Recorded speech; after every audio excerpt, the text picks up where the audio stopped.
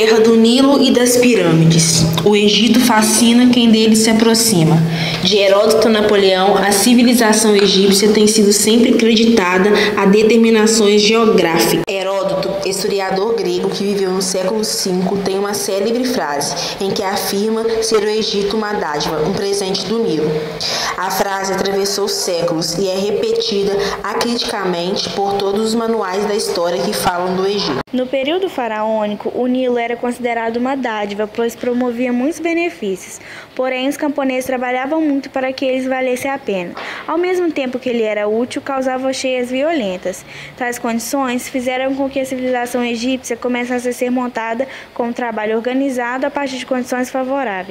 Tá tranquilo, tá favorável. No Egito, haviam duas grandes regiões, Delta e o Vale, que pertenciam ao faraó, senhor das duas terras, onde havia uma preocupação enorme com a unidade e qualquer divisão que implicava menor capacidades pela natureza.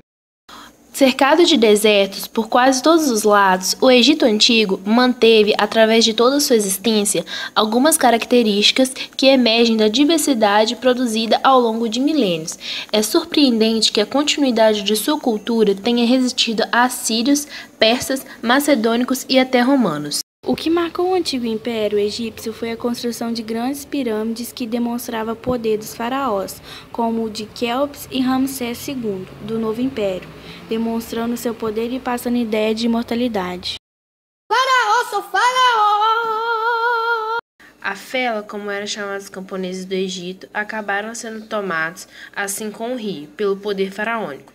Realizava sua parte no trabalho, mas não tinha controle sobre o resultado final. Temia os impostos e taxas cobrados pelos escribas, a maldição dos sacerdotes e a lança dos soldados. Menés, o primeiro rei da dinastia, o herdeiro dos deuses, aquele que revelou aos egípcios a agricultura, o artesanato e a escrita. A lenta unificação se deu com a dificuldade de um processo em que a centralização administrativa passou a ser necessária para a racionalização do trabalho. No mundo de fome e carência, o Egito era abundante, onde não se faltava alimento em decorrência das águas do Nilo. O faraó exigia respeito ao Nilo, que contribuía para a sua preservação. O faraó é, além disso, um sacerdote, chefe militar ou juiz supremo, aquele que decide as petições em último instante, centralizador, divino e absoluto. O faraó dirigia tudo, mas ele contava com extensões sem autonomia. Havia o primeiro-ministro, que ocupava lugares em que o faraó não tinha vontade ou talento para governar. O monarca era a autoridade regional, que administrava o nome e era elegido pela aldeia, assim como um conselho. A autonomia desse era limitada pela presença de funcionários que fiscalizavam. O escriba era um funcionário responsável pelas ordens reais e sua execução. Dominava a escrita e a leitura em um país onde o analfabetismo era quase geral, conferia rebanhos, taxa, entre outras funções. Os egípcios diferiam da sociedade grega, o que surpreendia. Um exemplo é o infanticídio, comum na antiguidade, que era inexistente. Construções monumentais eram um aspecto original e conhecidas por sua grandiosidade e beleza. Isso mostrava também que eles detinham de um grande conhecimento científico, pois sem eles não seria possível essas grandiosidades. O Egito, logo após sua unificação, passou a ser reino. Sua identidade se assentava em um conjunto de aldeias e de nomos, uma administração complexa mantida através do trabalho e submissão do felá. Suas obras mostrou o primeiro modelo de administração centralizada no mundo, que agora são patrimônios da humanidade.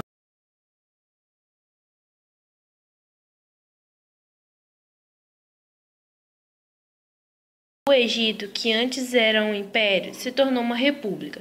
Atualmente não é mais comandada por um faraó, e sim por um presidente da república, Abdul Fattah.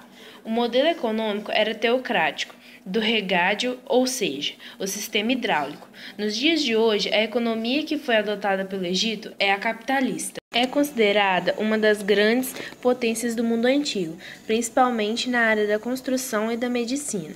Mas hoje em dia não é mais assim. A economia é baseada na agricultura, exportação e turismo. O rápido crescimento populacional, a falta de terra cultivável e a dependência do Nilo sobrecarregaram os recursos e a economia do país. Por fim, a língua utilizada hoje é o árabe. A língua antiga sumiu com as invasões sofridas ao longo do tempo. A religião dominante no Egito hoje é o islamismo sunita. Antes predominava uma religião politeísta, onde o faraó era a representação do Deus na terra. created using Powtoon.